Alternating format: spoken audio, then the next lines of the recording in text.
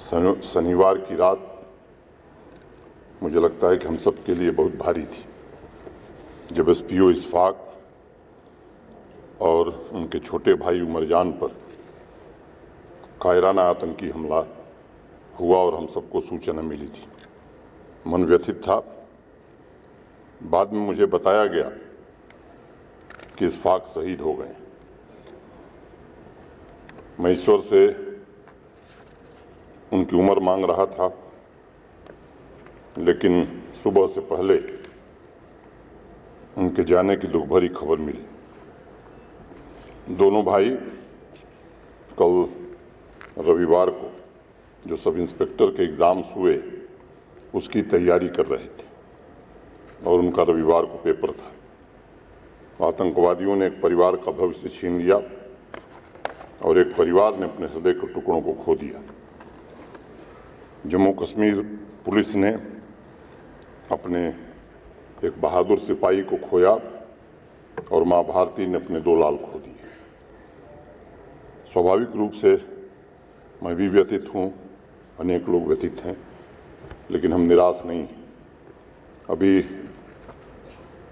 दिलबाग सिंह जी बता रहे थे, मैं कहना चाहता हूँ कि जिस बहादुरी से उस 19 वर्ष के विद्यार्थी और उस एसपीओ ने आतंकवाद का मुकाबला किया है, हम सबको गर्व है उसके ऊपर, और केवल हमको नहीं पूरे देश को गर्व है।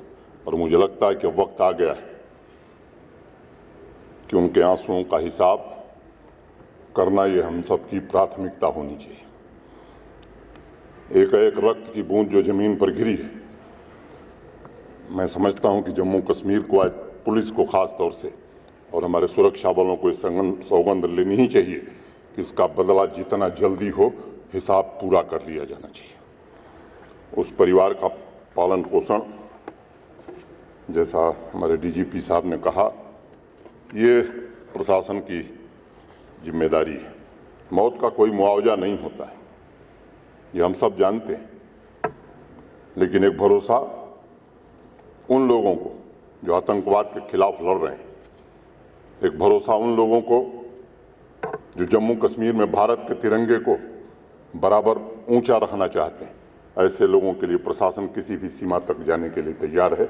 और मैं आज इस सभागार में उनके माता पिता को 10 लाख रुपए की अनुग्रह राशि और उनके भाई, मैं नाम मेरे पास चिट्ठी है, एक भाई जो अभी एसपीओ है, उसे जम्मू कश्मीर पुलिस में सिपाही की नौकरी का ऐलान करता हूं और ये आदेश 2 दिन में जारी कर दिया। मुझे लगता है कि इस पवित्र और मुकद्दस मिट्टी से आतंकवाद को समूल नष्ट किए बिना हमारे सभी साथी न थकेंगे न काम में कोताही करेंगे।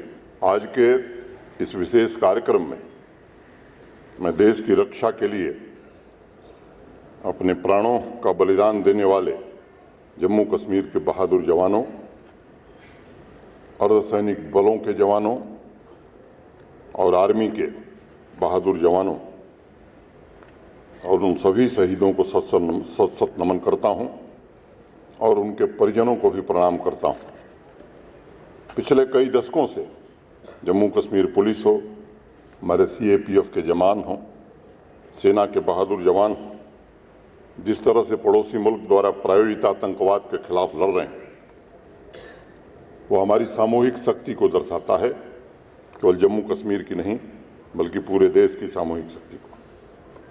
जम्मू कश्मीर के और भारत माता के इन वीर सपूतों की वजह से आज हम चैन की नींद सो सकते हैं।